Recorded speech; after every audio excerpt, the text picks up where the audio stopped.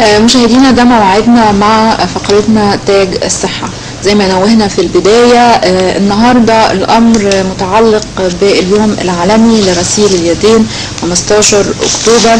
هنتعرف على تفاصيل أكتر حول هذا اليوم وسبب اختياره وهذا العام الشعار اللي بيحمله، ولكن حابين ننوه أنه خلال العام الواحد يعني بنفقد 3.5 مليون طفل دون سن الخامسة بسبب زيادة عدد من الأمراض زي الإسهال والتهابات الجهاز التنفسي، وهذه الأمراض من الممكن تقليل فرص الإصابة بها لو تم غسيل الأيدي للأطفال.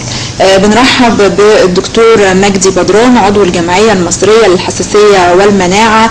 أهلا بحضرتك معنا يا دكتور. أهلا بيك والسادة المشاهدين. دكتور مجدي، اهتمام العالم بموضوع غسيل الأيدي من الواضح ان هو له مغزى كبير قوي، فنوضح جزئين. وطبعا من حوالي 3 سنوات ابتدى العلماء في اكثر من دوله يجتمعوا يقولوا عايزين نضع استراتيجيه للحد من الامراض. فالبعض قال ممكن ان احنا نوفر امثال جديده، تطعيمات جديده. البعض قال ان احنا ممكن نوصل بعض المعلومات لدول العالم الثالث او تدريب الاطباء او الممرضات، وقارنوا بين التدخلات الطبيه اللي ممكن نعملها للحد من الامراض، وعملوا عليها ابحاث. وجدوا ان اسهل تدخل طبي للوقايه من المرض والحد من معدلات حدوثه هو غسل الايدي، بس غسل الايدي. وطرحوا بعد كده ان قارنوا بين غسل الايدي في الدول. في بعض الدول المصريين 50% من المصريين لا يغسلون ايديهم مطلقا بعد العطس. تقريبا 29% مننا ما بيغسلوش ايديهم الا لما يرجعوا من البيت. 100% من الحمامات العامه في كل مكان في مصر ما فيهاش صابون. مفيش حمامات عامه من المطار لحد المتحف المصري في الشوارع الا لسنه ال5 مليون. فبتلاقينا كلنا بنعاني من ثقافه غسل الايدي. الحاجه الثانيه، اما يروح مثلا واحد يعمل قضاء الحاجه الحمام مش هنتكسف، يبقى قضاء الحاجه في امريكا 80% بيغسلوا ايديهم بعد الحمام، في الهند 15%. طب في دول ثانيه نسال ناس كتير جدا اطباء راحوا مؤتمر وبيعملوا في المؤتمر اطباء كويس جدا، خلصوا المؤتمر من الصبح لحد الساعه 4، بعد كده يروحوا ياكلوا. الكل بيغسل ايده؟ لا، يبقى مش كل بيغسل ايده. هتلاقي الناس كلها قاعده، اي مؤتمر سياسي، فرح، اي شيء، بتلاقي الناس قعدت وكسمت على بعض، وبعد ما لبس الحذاء وفتح العربيه وصلح الكاوتش وشاف ده وصلح الترابيزه وما اعرفش ايه وراحت غيرت الحفاضه لابنها، بعد كده جه الاكل بسم الله هياكل. يبقى عندنا خطأ كبير جدا في ثقافة غسل الايدي، والناس تعتقد ان الميكروب مش شايفينه. الميكروبات ذكية جدا جدا جدا وبتشوفنا واحنا ما بنشوفهاش، والدليل انها بتجيلنا واحنا مش عارفين بتجيلنا ازاي. يبقى لازم هنوصل المعلومة النهارده، يقول اغسل ايدك لو سمحت، النظافة من الايمان، وكل الناس بتغسل ايديها بجميع الاديان، لان اتضح ان فعلا غسل الايدي هو الذي يقي من الامراض ويقلل من الحساسيات ويقلل من الامراض الفتاكه زي ما الاستاذه اتفضلت. بس هقول كده، انت لو بتغسل ايد الاطفال كل يوم ممكن تمنع وفاه 5000 طفل يوميا عن طريق غسل الايدي. المهم اول ما احنا نقول للناس يقول طب انا اغسل ايدي ليه؟ انا ايدي نظيفه. ايدك نظيفه صحيح، بس انت مش شايف الميكروبات. على كل واحد فينا، انا غسلت ايدي دلوقتي بدخل الاستوديو كويس وغسلت انفي. ليه؟ غسلت انفي عشان وانا جاي داخل المكان ده الجميل اللي انا بحبه ده، في المكان ده قعدت على الكافيتيريا في مكان ما مش هقول على اسمها فين، شميت رائحه كئيبه من التدخين، فانفي اتملت مخلفات 5000 ماده في انفي. قعدت اغسل ايدي عده مرات وغسلت انفي عده مرات عشان اقدر ادخل الاستوديو هنا وانا مش متضايق. نمره واحد. نمره اثنين، وانا جاي مسكت الحيطه ومسكت فتحت البطاقه وما اعرفش ايدي فيها ميكروبات، فغسل الايدي بعد ما غسلت ايدي كده دلوقتي ايدي دي فيها 5 مليون ميكروب بعد ما غسلتها. فبالك لو انا ما كنتش غسلتها. بس الخوف ايه؟ لو انا مثلا ههرش في عيني، ههرش في انفي، ههرش في فمي، والثلاث فتحات دول الناس مش عارفاهم. هو الحرام يجيني منين؟ الحرام بيجيني وانا زي الباب مفتوح. طب لو هناخد وقفه يا دكتور عشان معانا تليفون عشان نستفيد بقى في الحرام. صباح الخير. صباح النور. اهلا بيكي مدام هبه. اهلا بيكم. انا كنت عندي استشاره للدكتور ان عندي بنتين توأم عندهم 6 سنين. مناعتهم طبعا ضعيفه جدا من صغرهم. اول سنه يروحوا فيها لحضانه كان السنه اللي فاتت، والبنتين يعني من شهر 10 السنه اللي فاتت كانت المناعه ضعيفه، كل شويه يجيلهم امراض، جالهم حساسيه الانف، مع اني بعمل كل واجبات النظافه اللي المفروض تتعمل، غسل الايد وعصة منديل والكحه منديل، بس دايما السنه اللي فاتت والسنه دي حصل نفس الموقف لما راحوا الحضانه مع تجمع الاطفال، المناعه ضعيفه، على طول عندهم التهاب في الحلق وعامل مرض شديد في البطن، وكل شهر تقريبا لازم مضاد حيوي، ما فيش شهر بيعيشوا من غير المضاد الحيوي، وواحده منهم يعني قالت معاها الموضوع بحساسيه انف، فانا مش عارفه اعمل ايه او اقوي مناعتهم ازاي وبديلهم كل الحاجات الصح. انا بحييكي طبعا على مشاركتك ومتابعتك وحرصك على اولادك، بس اسالك سؤال، هو انتوا جوزك قريب؟ لا مش قرايب. حد فيكم عنده حساسيه؟ لا. انتوا الاثنين ما عندكوش حساسيه؟ لا. طيب تابعيني وانا هقول لك تعملي ايه على السريع. حاضر. طيب شكرا. شكرا. هي الناس كلها بتخاف من كلمه مناعه، ومناعه معناها ان انا المفروض ابقى بنيع، ابقى عندي حصانه ضد ما يهدد حياتي، خاصة خارجيا وداخليا، يعني حتى من داخلي من جوه يبقى عندي مناعة كويسة. وبشكل عام عشان بس ما اقطعش وقت الحلقة، خليها تتابعني على النت وتكتب المبادرة المصرية لرفع المناعة، بتكون من نمرة 1 5 في 1، نمرة 2 كلمة نهر، نمرة 3 الأسد. أقولهم بسرعة. 5 في 1 اللي هو يجب على كل مصري أن يضع أمامه كل يوم طبق، وكل أولاده طبق يكون فيه 5 ألوان. ال5 ألوان الصبغة الحمراء اللي في الطماطم تقي من السرطانات الليكوبين، والصبغة الثانية الصفراء الموجودة في اللون الأصفر الجزر، مفيش حد بياكله في مصر، نسبة التناول المصري المصريين 2% بس بياكلوا جزر، يبقى ده بيمنع 7 أنواع من السرطانات. الجزر لوحده إضافة رفع المناعة. اللون الأبيض قليل بياكلوه، موجود فيه الفج والبصل والعش الغراب وعيدان الخسه وعيدان الكرنب والحاجات دي وراس الخسه ما ترموهاش، ده بيقي برضه مسرات كثيره جدا. اللون الاخضر عارفينه في الخيار، بس لا عايزين نزود، حط عليه ورق يبقى ورق البقدونس، ورق اي الكرفس والحاجات دي، جرجير، الفجل والكرات اللي محدش عارفه خالص، ده فيه صبغه الكلوروفيل، جميل جدا الكرات بس الناس مش عارفاها. الكلوروفيل ده بيمنع السرطانات وبيرفع المناعه، بندور عليه في القاهره بالعافيه. واللون البنفسجي محدش عارفه خالص ولا بياكلوه، والبنفسجي ده اللي بيخلي الناس يجي لها سكته قلبيه وضربه في الدماغ وما اعرفش ايه. خدوه لو سمحتوا دوروا عليه، موجود فين؟ موجود في البنجر، موجود في الفجل الصيني والكرومبا الزرقاء. واللي مش لاقي يدور بقى على فاكهه زرقاء، عندكم دلوقتي العنب وعندكم التفاح او البرقوق، وممكن برضه البتنجان، لو تلاقي بتنجانه زرقاء بتنجانه سوداء، تلحقي نفسك وتحطي في 5 ألوان نقول عليهم. نمره 2 كلمه نهر، نوم، يبقى هتناموا بالليل لو سمحتوا، ترفعوا مناعه اولادك وتناموا بالليل ويكون في مكان ما فيهوش ضوضاء، هواء نقي تدوروا عليه، ما يكونش فيه سجاير زي شميتها وانا داخل. خلاص. رياضه، حركه، ما شاء الله عندكم في المناطق دي الاسماعيليه والكلام ده الشوارع جميله ونظيفه، تحركوا، الحركه بركه، كل يوم على الاقل نص ساعه. بعد كده كلمه الاسد، الالف الاولانيه الاعشاب، اين هي من حياتكم؟ تشربوا اعشاب ولا لا؟ كل الاعشاب اللي عند العطار مش في الصيدليه كويسه جدا. لبن مش مره واحده في الاسبوع ولا مره في الشهر، لبن على الاقل 3 حصص في اليوم، لبن رايب زبادي. بعد كده الالف الثالثه من كلمه الاسد فيتامين الف، مش بس بتاع البصل، ده بيرفع المناعه، موجود في البطاطا والحاجات الصفراء زي الجزر والفلفل والاوراق الخضراء الورقيه. بعد كده السين، فيتامين سي، مش بتاع الشتاء بتاع البر بتاع زمان، فيتامين سي مش بس في البرتقال والليمون، لا ده في الكيوي والجوافه والفلفل والبروكلي، واخر حاجه البرتقال والليمون، وده مانع للسرطان، ضد الاكسده، هام للذكاء، هام جدا عشان الواحد ما يكرمش وما يعجزش، خاصه مع اللي بيشم الدخان الكتير والسجاير والتلوث. اخر حاجه الدال، كلنا لابسين هدوم وفرحانين بالهدوم، كلنا الستات محجبات او مغطين شعرهم وجسمهم، ما يشوفوش شمس خالص، محبوسين طول النهار في الاستوديو وفي الجامعه وفي المصنع وفي البيت.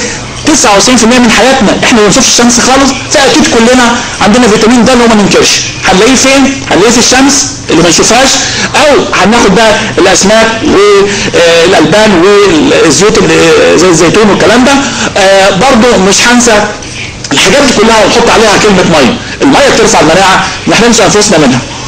دكتور هي اجابه سريعه، بس احنا عايزين حلقه بقى نتكلم عن الحاجات دي، لكن هنرجع للحرامي الحرام. لازم اعرف انا الحراميه بتجيني ازاي. يقول لك حط قفل على الباب، حط قفل على الشباك، ممكن يجيني من فتحه السخان، ممكن يجيني من فتحه تحت الشباك. الميكروبات حراميه. الحراميه بتجيني عن طريق حاجات انا مش شايفها ومش عارفها، بتجيني عن طريق انا، يبقى ده استغلال، ده كده بيستغفلون ان انا بمسكها في ايدي وبدخلها، انا بحطها في ايدي وبحطها في انفي، تدخل على الجهاز التنفسي، بحطها في فمي، تدخل على الجهاز الهضمي، تعمل لي حساسيات، تعمل لي التهابات، تعمل لي تسمم الغذائي، بحطها في عيني تقوم تتسلل على عيني او على انفي، بديها لابني بسلم عليه او بنتي بايدي انا ملوثه، يبقى لازم اخلي بالي، لازم اغسل ايدي. اغسلها امتى؟ قبل الاكل، بعد الاكل، مش بس كده، ده اثناء تناول الاكل. ازاي؟ انا عمال قاعد على باكل والتليفون رن، جرس الباب، فتحت الباب، يبقى لازم انا اغسل ايدي حتى لو قمت وقعدت. نمره واحد.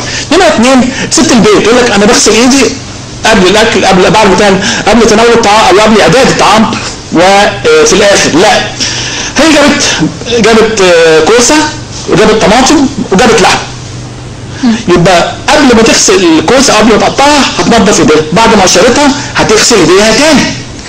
دخلت على الطماطم تغسل ايديها قبل وبعد، ونفس الشيء اللحم، يبقى هتغسل ايديها حوالي 10 مرات وتعمل الاكل. ليه؟ حتى لو هنعملها على النار، لان في ميكروبات ما بتموتش بالنار، يبقى هنغسل ايدينا كل شويه. المشكله الثالثه بقى كمان انها مش عارفه تغسل ايديها ازاي. بالظبط يا دكتور. يعني طب حضرتك انا هسالك دلوقتي، فرضنا قدام الناس دلوقتي تغسلي ايدك قدام الناس، المفروض ان هي كده وكده. برافو احييك احييك. في ناس بقى بيغسلوا كده اهو خلاص بعد سريع وخلاص. كان لازم المنظف يدخل ما بين الاصابع. احنا اول حاجه هنفتح الحنفيه وهنبلل ايدينا، ويكون الميه دافيه بللتها، ويكون في صابونه. ما فيش صابونه دور على الصابون السائل، والاحسن الصابون السائل. طب ما فيش صابون في مصر في الحمامات، وممكن اي حد ياخده يعلقه، يبقى اعمل ايه بقى؟ هجيب معايا قطاره من الصيدليه نضيفه، وهروح املاها صابون سائل واحطها في جيبي، احطها في علبه المكياج، احطها في علبه شنطه ابني، في الكتب والكلام ده. كل واحد فينا معاه القطاره بتاعته فيها الصبانه نقطتين. اصبر ايدي ارغيها كويس 20 ثانيه، اصبر رغيتها. بعد ما رغيتها هعملها بالطريقه التقليديه، وبعد كده زي ما حضرتك قلتي بين الصوابع وداير ما يدور وتحت الضوافر. كل ده مش هياخد مني 40 ثانيه كمان.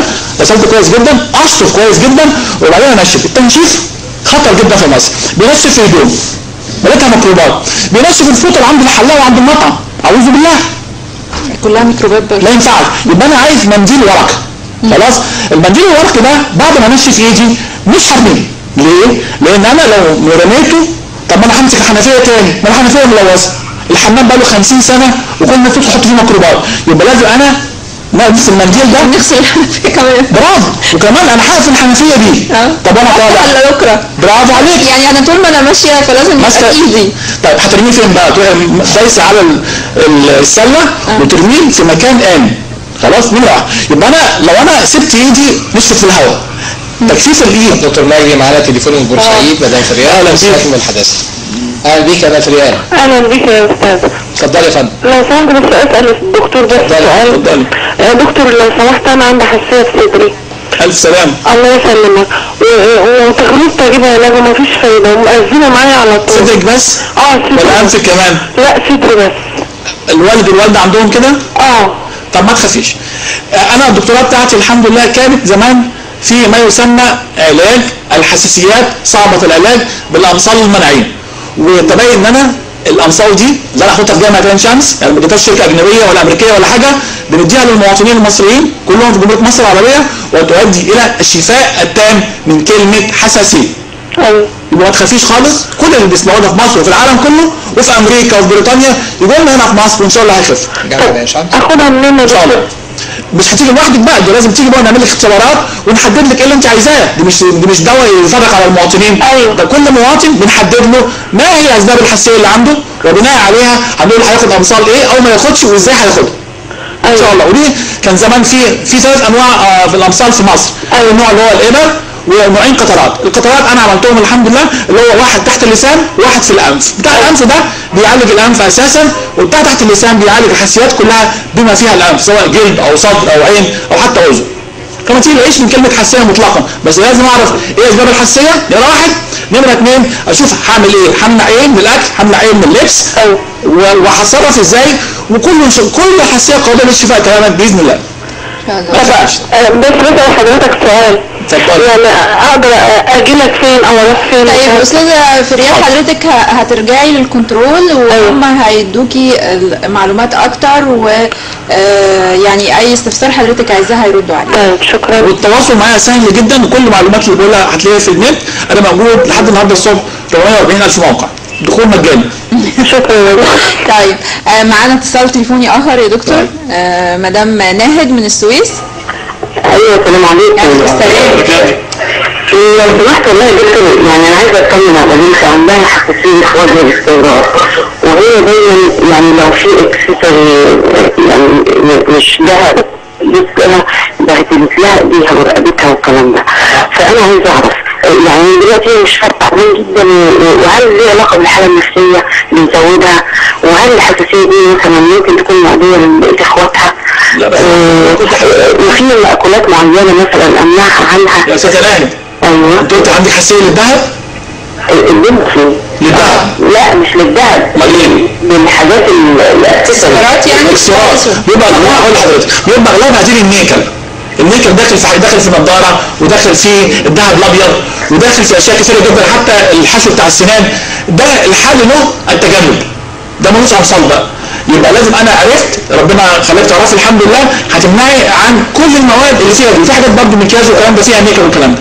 يبقى اي حاجه بحتك بيها سواء كان الذهب ده كويس جدا، عايز يتجوز الراجل، واحد عندها حساسيه للذهب او عندها حساسيه للنيكل زي دول، او عندها حساسيه للشباشب والبلاستيك وما اعرفش، او الحاجات بتاعت البرا اللي بتقف والكوبشه وما اعرفش ايه والحزام والكلام ده، دي سهله بنمنع الماده دي ونخلص ان شاء الله. الحساسيه مش معديه، الحساسيه هيقع فيها فعل يعني تقريبا يبقى 6% من رجالتنا و12% من ستاتنا عندهم حساسيه تلامسيه اللي هي زي اللي عندك دي، ودي بتتورث.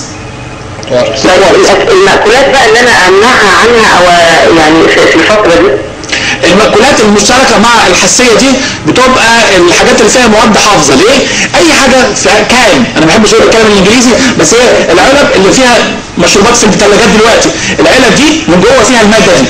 أي حاجة مفضلة من جوه، الورقة بتلمع دي، الحاجات المغلفة تقريبا، كل الحاجات المحفوظة بيبقى فيها المادة دي، وبتقعد الإنسان عنده مش واخد باله يروح يشرب له غازة هنا وسندوتش هنا وحاجة مفرومة هنا وما اعرفش حاجة معلبة هناك، فدي خد كمية كبيرة على آخر النهار ابتدى يجيله الحساسية دي وتنتشر وهو مش عارف ليه. يبقى هنمنع كل حاجة محفوظة. نمرة واحد.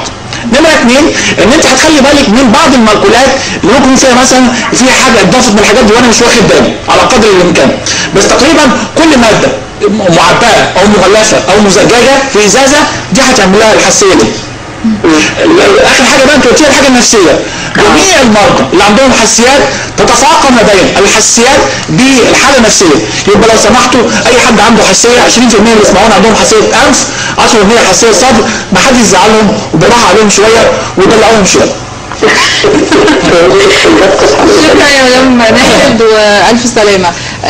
دكتور نرجع، احنا وصلنا لان احنا مش هنتخلص من المنديل فورا، لازم افتح بيه الباب. وانا يعني دايما انا بدي محاضرات في الحته دي وبعلم الناس تغسل بيها ازاي، والناس دول المفروض يعلموا الاخرين، واعتقد الشرح النهارده كان كويس. بعد كده بقى ايه؟ انا يقول لك طب انا هنشفها في الهواء، غلط كبير جدا. نسيب الميه على ايدك، الميه على ايدك كان الميكروبات 1000 ضعف الايد الناشفه. همسك بيها اليد، لا ممنوع طبعا. هدومي لا. الحاجه الثانيه، بعض المحلات الاجنبيه في مصر بيبقى عندهم مكنه سخنه بتطلع عليها سخن، مصيبه اتمنعت في كل دول العالم بيجيبها لنا عندنا دلوقتي. ليه؟ تبين ان المكنه السخنه دي بتاخد الميكروبات منك وتديها للي جنبك واللي وراك، او تاخدها وتطلعها على فوق. فالمكنه السخنه دي مش هنستخدمها مطلقا وهنحاربها زي العالم كله حاربها وبطلت. يبقى دي خطأ كبير جدا. الناس ترفع يقول لك لا ده انت كده بتخلي الميكروبات كمان ما تنتعش، ما الميكروبات بتحب الدفء تمشي. لا، يبقى احنا هننشفها في الورق المنديل ده، الورق وارميه بالطريقه الصح اللي قلنا عليها.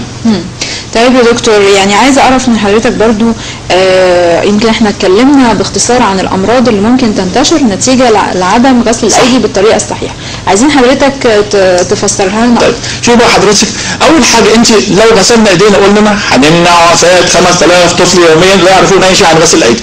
نمره اثنين، احنا لو غسلنا ايدينا هنمنع تقريبا 25% من 76 مليون حاله تسمم غذائي في العالم كله مسجله، ده غير مش مسجل. بعد كده هنقلل وفيات الجهاز التنفسي ل 3.5 مليون تقريبا او 5 حوالي 47%. هنقلل اسهالات الاطفال اللي بتطول وبتخلي يصرف فلوس كتير ويروح يدخل المستشفى 50%. يبقى بشكل عام امراض كثيره جدا اقدر امنعها عن طريق غسل الايدي. مش بس كده، انا دلوقتي الالتهابات المتكرره في الناس اللي عندها نقص مناعه، ما انا لو غسلت ايدي مش هيحصل التهابات ومش هيحصل المشاكل بتاعت نقص المناعه وغياب عن المدارس والكلام ده. مهم قوي كمان بقى اللي هنقوله جديد دلوقتي، ان في برضه هرجع مره ثانيه للانف بتاع التدخين لان لسه اللي موجود في انف لغايه دلوقتي قاعد معاكم الاستوديو 5000 ماده تطلع من التدخين خلاص دول يتراكموا على ملابسي ويتراكموا على جلدي وعلى شعري وداخل انفي وعلى على ايدي. يبقى لازم انا اغسل انفي باستمرار كل شويه عشان ما تخليش حاجه تتراكم. الحاجه الثانيه خلي بالنا ممكن المواد بتاع التدخين تتراكم هنا على ايدي